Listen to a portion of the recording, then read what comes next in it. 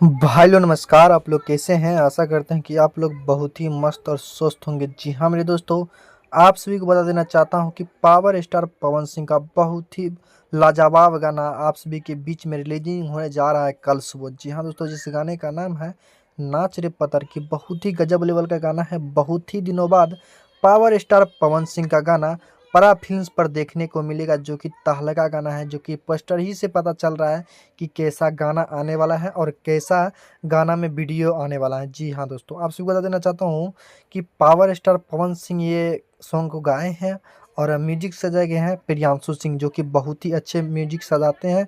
और गीत को लिखे हैं राहुल यादव, जो कि बहुत ही जल्द, बहुत ही कुछ ही देरों में, कुछ ही घंटों में समझिए, जो आपके यूट्यूब ऐप में ये गाना रिलीजिंग होने वाला है। क्योंकि ये गाना बहुत ही दिनों बाद से चर्चा में आ रहा है कि ये गाना रिलीज होगा, लेकिन कुछ इश्यूज के कारण रिलीज नहीं हो रहा था। लेकिन अब फाइनली 11 सितंबर को आप सभी के बीच में आपके यूट्यूब ऐप में परा फिल्म्स पे यूट्यूब